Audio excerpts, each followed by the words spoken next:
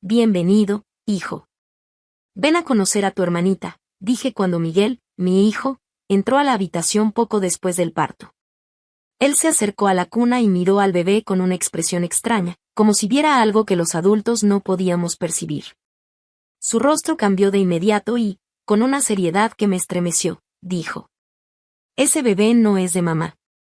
Reí nerviosa, queriendo desviar el comentario, y le pregunté: «¿Qué?». Pero Miguel continuó, ahora con un tono tan sombrío como si hablara de una profecía: «Mi hermana va a morir». En ese instante, como si aquellas palabras lo golpearan en el alma, sentí a mi esposo, Javier, temblar a mi lado. Fue un temblor incontrolable, como si una verdad oscura y escondida estuviera a punto de revelarse. La verdad que seguiría era mucho más aterradora de lo que jamás podría haber imaginado. Bienvenidos al canal Venganza Merecida. Si están disfrutando de esta historia, suscríbanse al canal y denle like al video para conocer las próximas historias. Me llamo Amelia, tengo 36 años y trabajo desde casa como publicista para una gran agencia. Vivo en una casa espaciosa y recién construida con Javier, mi esposo, y nuestro hijo Miguel. Hasta aquel momento, mi vida parecía perfecta, como un cuento de hadas de los que uno apenas se atreve a soñar. Conocí a Javier hace 7 años gracias a un amigo en común. Él era de esos hombres que no pasaban desapercibidos en ningún lugar, carismático, inteligente y con un sentido del humor encantador que hacía que hasta los meseros rieran de sus bromas. Javier había estudiado en una de las universidades más prestigiosas del país y consiguió empleo como pediatra en uno de los hospitales más reconocidos de la ciudad. Siempre atento, parecía el esposo ideal, comprendiendo las demandas de mi trabajo y apoyándome en cada decisión. Era el tipo de hombre con el que cualquier mujer se sentiría orgullosa de caminar de la mano. Poco después de casarnos, nació nuestro hijo, Miguel. Miguel era nuestro pequeño tesoro, un niño lleno de energía, siempre listo para inventar alguna travesura y hacer reír a cualquiera. Cuando cumplió 6 años, mi cuñado, quien siempre había sido una figura generosa en nuestras vidas, nos regaló una casa que parecía un palacio. De la noche a la mañana, me convertí en la señora de la casa de ensueño, un esposo que parecía perfecto, un hijo encantador y una casa digna de revista. Era una casa digna de cuento de hadas, en una zona exclusiva de la ciudad. Cada vez que miraba alrededor, me sentía una de las mujeres más afortunadas del mundo, un esposo atento, un hijo maravilloso y una casa de ensueño. Era como vivir en una película perfecta, de esas que solo se ven en el cine. Al año siguiente, en el 7º cumpleaños de Miguel, recibí una noticia inesperada: estaba embarazada otra vez. La emoción me invadió, y no podía esperar para contarle la noticia a Miguel. Apenas llegué a casa, le dije la novedad, y algo curioso sucedió. Sin dudar ni un segundo, Miguel sonrió y dijo, con una naturalidad que me dejó sin palabras: «Sí, es una niña. Voy a ser hermano mayor». Me sorprendí. Era demasiado pronto para saber el sexo del bebé, pero Miguel lo decía con total seguridad. «¿Cómo sabes eso?», pregunté, intentando entender de dónde venía esa certeza. «El bebé me dijo que ya está aquí», respondió, encogiéndose de hombros como si fuera lo más normal del mundo. Sus palabras me inquietaron un poco, pero decidí ignorar esa sensación. Al fin y al cabo, los niños tienen una imaginación increíble, ¿no? La noticia de mi segundo embarazo fue motivo de celebración en nuestra casa. Más tarde, esa misma noche, cuando Javier llegó cansado del trabajo, le conté sobre el bebé. Él sonrió y me abrazó con ternura. «Es maravilloso», dijo, con una chispa de felicidad en los ojos. «Nos costó tanto concebir, y ahora tenemos otro milagro en camino. Cuídate mucho, amor». Por un momento, sentí que todo estaba en su lugar, y que nada podría salir mal. Sin embargo, a medida que avanzaba el embarazo, Javier, quien antes era tan cariñoso y presente, comenzó a distanciarse. Trabajaba horas extra, hacía turnos nocturnos y casi nunca estaba en casa. Sentía la soledad creciendo en mí y, a diario, me daba cuenta de que tenía que enfrentar todo sola, el trabajo, la casa, y cuidar de Miguel. A medida que se acercaba la fecha del parto, sabía que necesitaría mucho apoyo de Javier para cuidar a Miguel. Durante la cena, una noche, Le sugerí que pidiera una licencia para poder ayudarme después del nacimiento de nuestra hija. Pero Javier, sin dudar, me miró con seriedad. Sus ojos, antes tan comprensivos, se volvieron fríos. Eso es imposible, Amelia, dijo con firmeza. Sabes cómo es mi trabajo, ¿no?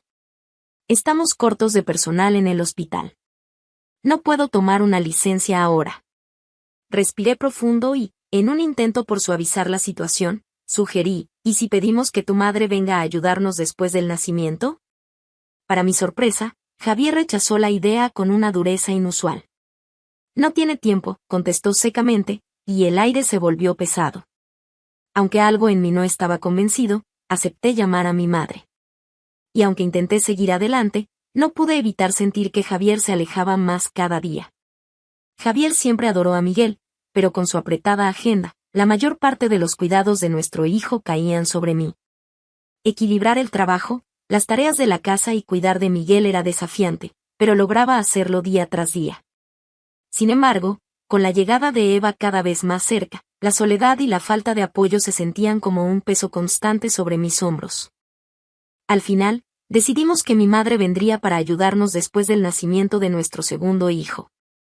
Aunque comprendía la presión del trabajo de Javier como médico, sentí una punzada de tristeza por no poder contar con él como me hubiera gustado. La verdad era que deseaba algo más. Quería que él estuviera allí para compartir ese momento especial conmigo. Mi embarazo continuó sin problemas, todo estaba en calma. Cuando llegué al 6º mes, la escuela de Miguel organizó un concierto de primavera, un evento que era importante para él y también para mí.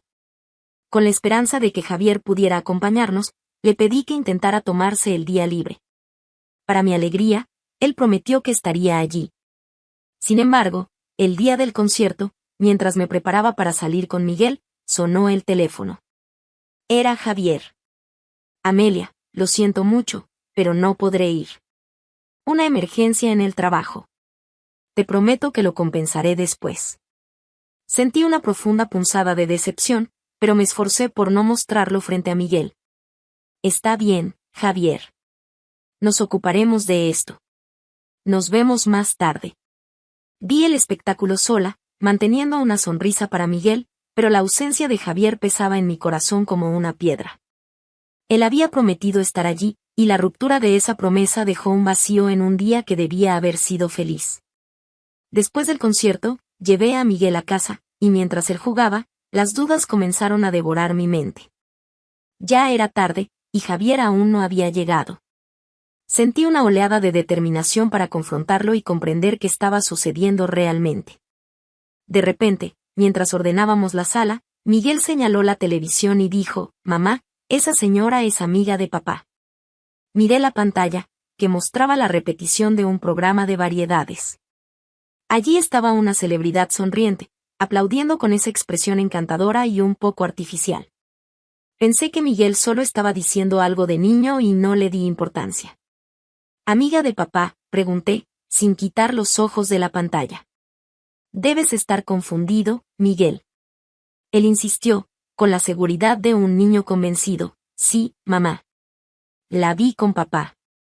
Sentí una punzada incómoda en el pecho, pero decidí no alimentar esa idea.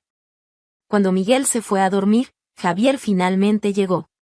Estaba visiblemente agotado, pero lo que más me perturbó fue la palidez en su rostro y esa mirada vacía, como si llevara un peso mucho mayor que el cansancio. Quería hablar sobre el concierto, preguntar qué había pasado realmente, pero al ver el estado de Javier, decidí no presionarlo. Tal vez fuera algún problema serio en el trabajo, algo que no podía compartir. Sin embargo, desde aquel día, Javier parecía constantemente preocupado, siempre con la mirada perdida. La sensación de que algo terriblemente malo estaba ocurriendo comenzó a crecer en mí. A medida que se acercaba la fecha del parto, Javier se volvió aún más ausente. Sus excusas variaban entre emergencias en el hospital y compromisos ineludibles. 2 días después de la fecha prevista, comenzaron las contracciones. Me sentí ansiosa, pero también decepcionada al darme cuenta de que, una vez más, estaba sola. Inmediatamente llamé a Javier, con la esperanza de que pudiera venir a buscarme. Esperé mientras sonaba el teléfono, pero él no respondió. Intenté nuevamente, con el corazón acelerado de expectativa, pero el resultado fue el mismo. Desilusionada, entendí que tendría que enfrentar ese momento sin él. Llamé a mi madre, quien vino rápidamente para cuidar de Miguel, y luego fui sola al hospital donde trabajaba Javier. Al llegar allí, el parto ya estaba avanzado, y las contracciones se intensificaban, cada minuto pareciendo durar una eternidad. Finalmente, tras horas de dolor y esfuerzo, nació mi hija Eva. Al escuchar su primer llanto, me invadió una mezcla de alivio y felicidad. La partera me entregó esa pequeña vida, y la sostuve con cariño. Bienvenida al mundo, Eva, susurré, sintiendo una oleada de amor y protección. Pero incluso en ese momento de alegría, la ausencia de Javier era un vacío que no podía ignorar.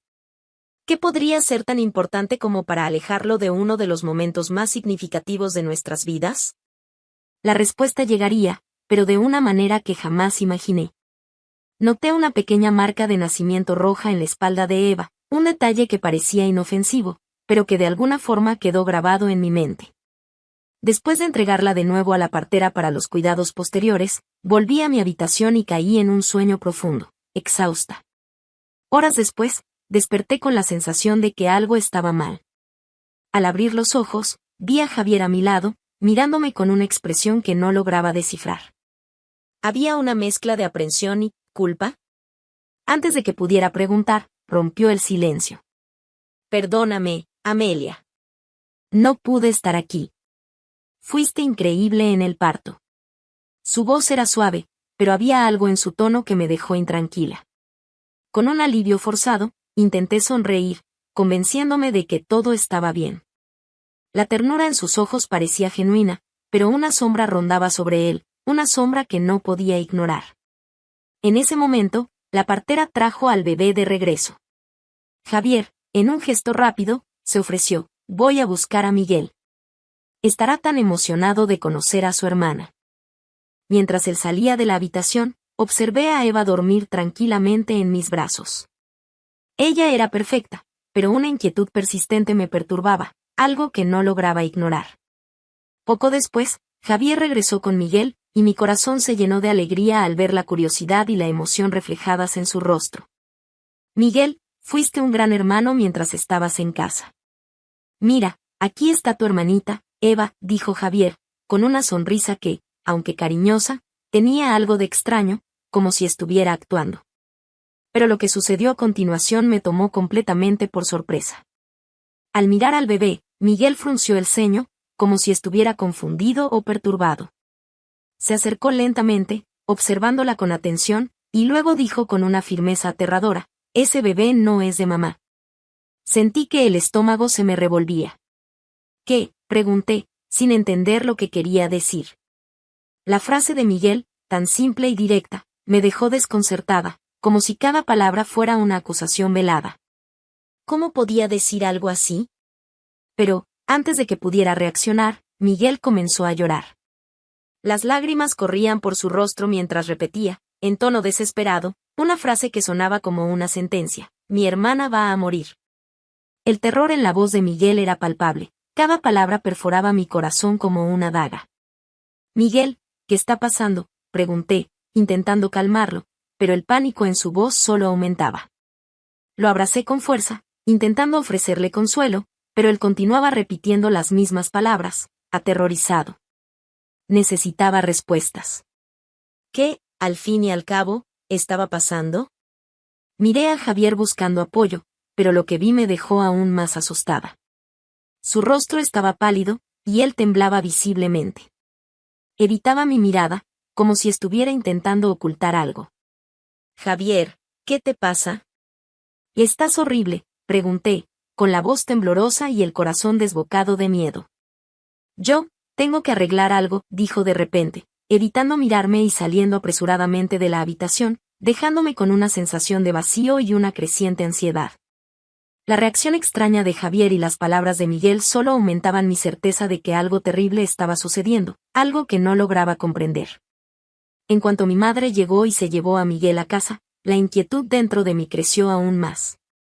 Decidí desnudar al bebé para examinarla mejor, con una necesidad casi desesperada de verificar si todo estaba como debía. Fue entonces cuando noté algo aterrador, la marca de nacimiento roja, que había visto en la espalda de Eva justo después de su nacimiento, ya no estaba allí. Mi corazón comenzó a latir tan fuerte que parecía querer salirse del pecho. Ese bebé no era el mío. Inmediatamente, el pánico se apoderó de mí. Llamé a la jefa de enfermeras y exigí un examen de sangre para confirmar mis sospechas. Pasé la noche en vela, con la mente invadida por dudas y miedo. Al día siguiente, llegaron los resultados, y mi peor pesadilla se confirmó: el tipo de sangre del bebé era AB. Soy del tipo O, y Javier es del tipo A. No había forma de que ese bebé fuera nuestro. Entonces, si esa niña no era mi hija, ¿dónde estaba mi verdadera Eva? Convencida de que Javier sabía algo sobre lo que estaba ocurriendo, intenté llamarlo, pero el equipo del hospital informó que él no estaba trabajando y que desconocían su paradero. La sensación de traición y desesperación crecía en mi interior. Tenía que actuar, tenía que encontrar a mi hija. Una determinación firme se apoderó de mí. Decidí dirigirme directamente a la jefa de enfermeras para exigir respuestas. Sin embargo, algo en el camino captó mi atención. Era tarde en la noche, y el hospital estaba sumido en un silencio inquietante. Al pasar por un pasillo oscuro, vi una figura familiar moviéndose entre las sombras. Era Javier. Estaba parado frente a la puerta de una de las habitaciones y, con la mano en la manija, parecía dudar. Mi corazón se aceleró, esa no era mi habitación. Javier, lo llamé, mi voz cargada de desconfianza y miedo. Él dio un salto, visiblemente sobresaltado, como si lo hubieran atrapado en plena falta. Amelia. ¿Qué haces aquí? Miré la placa junto a la puerta, que decía Sánchez, Carla. Un recuerdo me golpeó como un rayo. Era el nombre que había visto en la televisión el día del concierto de Miguel. El mismo nombre que Miguel había mencionado como amiga de papá. Mi corazón latía desenfrenado, y el mundo a mi alrededor parecía desmoronarse. ¿Por qué estás intentando entrar en la habitación de Sánchez, Carla, Javier? Pregunté, con la mirada fija en él, exigiendo una respuesta que sabía que no quería escuchar. Él balbuceó, sus palabras titubeantes, y en ese instante supe que todo estaba a punto de revelarse. Yo, tengo deberes pediátricos aquí, Javier murmuró, la incomodidad evidente en su voz.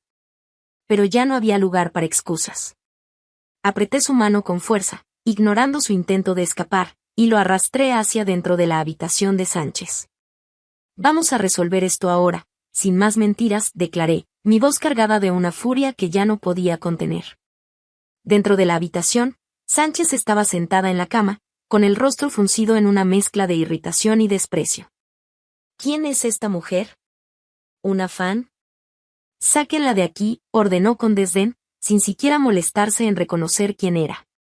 Manteniendo mi postura firme, la miré con determinación. Soy Amelia, la esposa de Javier. Mis palabras sonaron como un golpe en el aire. Ahora, déjame ver al bebé. Sánchez dudó, pero no le di tiempo para reaccionar. Con pasos decididos, caminé hasta la cuna junto a la cama. Cuando miré a la niña que estaba acostada allí, mi corazón se detuvo. Allí estaba la marca de nacimiento que reconocería en cualquier lugar. La pequeña mancha roja, tan distinta, que había visto en la espalda de Eva en el momento en que nació.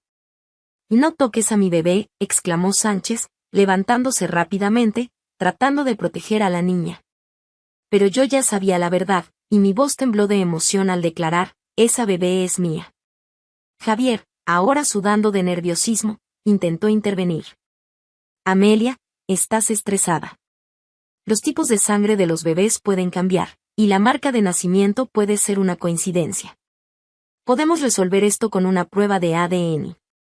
Su sonrisa era forzada, y sus palabras sonaban tan vacías que parecían una broma de mal gusto. «Y no», grité, tomando a la bebé en mis brazos, sintiendo la ira burbujeando dentro de mí. «¿Por qué estabas en su habitación en primer lugar, y a esta hora?» «Explícate, Javier». Sánchez, quien hasta entonces había mantenido una pose altiva, suspiró profundamente, revirando los ojos con exasperación. «Ah, creo que el juego ha terminado», murmuró, como si todo esto fuera solo una pequeña molestia. «Sí, estamos teniendo una aventura. Nos conocimos en una fiesta y, aunque sabía que él estaba casado, lo perseguí porque es médico. Cuando descubrí que estaba embarazada, ya era demasiado tarde para hacer otra cosa, así que decidí tener al bebé. Sus palabras eran como cuchillos cortando mi corazón. El suelo parecía abrirse bajo mis pies. Por eso Javier se perdió el espectáculo de Miguel y volvió a casa luciendo tan angustiado. Pregunté, esforzándome por mantener la voz firme, mientras mi furia aumentaba con cada segundo. Sí, respondió Sánchez, indiferente, como si confesar su traición fuera algo trivial. Pero lo peor es que no quiero criar a este bebé. Quiero volver a mi carrera como celebridad, y no quiero que el público se entere de que tuve un hijo fuera del matrimonio. Ni siquiera me gustan los niños. Estaba atónita, completamente asombrada por su frialdad. ¿Cómo alguien podía ser tan cruel, tan egoísta? Entonces, ¿por qué intercambiar a los bebés? ¿Por qué hacer algo tan inhumano?, exigí, girándome hacia Javier, desesperada por una explicación, cualquier cosa que tuviera sentido. Javier desvió la mirada, incapaz de mirarme a los ojos, la culpa pesando sobre él como una losa. Porque amo a Sánchez, y si no puedo estar con ella, al menos podría quedarme con una parte de ella, admitió, su voz apenas audible, como si él mismo no pudiera creer lo que estaba diciendo. En ese momento, una ira intensa, casi animal, creció dentro de mí. Apenas podía respirar, tal era mi furia. La traición de Javier, el intercambio de nuestra hija, todo por un deseo egoísta y una vanidad cruel, era más de lo que podía soportar. Mi visión se volvió borrosa, pero mi determinación se hizo más clara que nunca. Son unos monstruos, Cisei, mi voz cargada de un odio que nunca había sentido antes. ¿Creen que pueden jugar con la vida de las personas, intercambiar bebés como si fueran objetos? Van a pagar por esto. Me aseguraré de que el mundo entero sepa lo que hicieron. Sánchez se encogió de hombros, pero una sombra de preocupación pasó por sus ojos. Javier, por otro lado, comenzó a temblar visiblemente, dándose cuenta de que sus acciones no podrían ser ocultadas tan fácilmente. No volverás a ver a esta niña, prometí, abrazando a mi hija con fuerza. Me aseguraré de que lo pierdas todo, Javier. Tú y esa mujer despreciable que se atrevió a tocar a mi familia. Tranquila, Amelia, podemos resolver esto. ¿De verdad pensaste que aceptaría esto? ¿Qué criaría a la hija de otra mujer mientras nuestra hija, nuestra verdadera hija, fuera dejada de lado? Nunca te perdonaré por esto, Javier. Nunca. Mi voz estaba cargada de dolor y rabia, y el silencio que siguió fue sofocante. En un intento desesperado por justificar lo injustificable, Javier intentó racionalizar sus acciones. ¿Ganaré suficiente dinero para mantenernos a todos? ¿No sería genial? Habló como si estuviera ofreciendo una solución práctica, como si su plan distorsionado pudiera ser simplemente aceptado. Sánchez, junto a él, esbozó una sonrisa fría y cómplice. Mientras ustedes críen a la niña y no la asocien a mi nombre, no me importa. Al menos así no tendré el trabajo de deshacerme de ella. ¿Vas a deshacerte de mi hija como si fuera basura? Eso es inaceptable. Javier intentó calmarme de nuevo, su voz era una mezcla de súplica y manipulación. Amelia, resolvamos esto de forma tranquila. Podemos arreglarlo. Soy respetado aquí, puedo cubrir todo. Lo interrumpí antes de que pudiera continuar, mi voz más fría y firme que nunca. ¿De verdad crees que puedes salirte con la tuya usando tu posición como médico para encubrir todo esto? Javier, siempre confiado en su poder, sonrió. Por supuesto, soy respetado aquí. Puedo encargarme de todo. Pero antes de que pudiera seguir con sus mentiras, una voz firme resonó en la sala, no estaría tan seguro de eso. Todos nos giramos hacia la puerta, donde la jefa de enfermeras estaba de pie, con una expresión seria y decidida. Miró directamente a Javier, y su mirada cortante era como una cuchilla. Doctor Javier, si usted intercambió a los bebés intencionadamente, esto es una ofensa grave, dijo, y el pánico se extendió por el rostro de Javier. Esto debe ser reportado de inmediato. Javier palideció aún más, su aire de confianza desmoronándose ante la realidad que lo golpeaba como un puñetazo certero. Aproveché la oportunidad para presionarlo aún más. Además, Javier, esto es un crimen. Puedes ser arrestado, declaré, con una voz implacable como la justicia que estaba a punto de ser servida. Tanto Javier como Sánchez comenzaron a entrar en pánico, sus máscaras de indiferencia finalmente cayendo. Por favor, Amelia, Javier imploró, sus palabras saliendo rápidas y desesperadas. No conviertas esto en un gran problema. No vayas a la policía. Lo miré con una determinación inquebrantable. Nunca te perdonaré por esto, Javier. Y tú, Sánchez, tampoco escaparás. Intentaron hacerme criar a un bebé que no era mío y me privaron de mi verdadera hija. Como madre y como ser humano, esto es imperdonable. Sánchez comenzó a temblar, su confianza evaporándose, reemplazada por el miedo. Por favor, Amelia, suplicó, con la voz temblorosa. Si esto se hace público, lo perderé todo. Te lo ruego. Ambos cayeron de rodillas, rogando por perdón, pero mi decisión ya estaba tomada. No había vuelta atrás. No habrá perdón, dije, cada palabra cargada con la fuerza de mi resolución. Voy a divorciarme de ti, Javier, y me aseguraré de que ambos paguen por esto, declaré con firmeza. La jefa de enfermeras escoltó a Javier fuera de la habitación, y su expresión era la de un hombre derrotado, consciente de que su vida estaba a punto de desmoronarse. Sánchez, aún en su cama, comenzó a llorar en voz alta, sus lamentos resonando en la habitación mientras intentaba aferrarse a los últimos fragmentos de una vida que estaba a punto de hacerse añicos. Salí de esa habitación sin mirar atrás, sosteniendo a mi verdadera hija, Eva, en mis brazos. Había un nuevo fuego en mi corazón, una nueva fuerza. Sabía que una larga batalla me esperaba, pero también sabía que estaba lista para enfrentarla. Porque, al final, lo más preciado para mí estaba seguro en mis brazos, y nada podría cambiar eso. Las pruebas de ADN confirmaron el intercambio de los bebés, y la verdad no pudo ser escondida. Inmediatamente, fui a la policía y denuncié a Javier por su acción criminal. Fue arrestado por fraude e intercambio ilegal de bebés, delitos que resultaron en un juicio largo y humillante. Durante el juicio, salieron a la luz detalles sórdidos del caso de Javier con Sánchez, y el tribunal decidió que debía perder su licencia médica de forma permanente. Condenado a 10 años de prisión, Javier pasaría sus días sin el prestigio y el respeto que alguna vez tuvo, siendo tratado como el despreciable criminal en que se convirtió. En prisión, el sufrimiento de Javier solo aumentó. Cuando los demás reclusos descubrieron el motivo de su condena, lo despreciaron por intercambiar bebés y traicionar a su propia familia. Se convirtió en blanco de abusos constantes, viviendo un verdadero infierno tras las rejas. Sin amigos, sin familia y sin futuro, Javier languideció en la oscuridad de su celda, consciente de que jamás recuperaría la vida que destruyó. Sánchez, por su parte, también pagó caro por sus actos. Tras la exposición pública de su implicación en el intercambio de los bebés, su carrera como celebridad fue completamente destruida.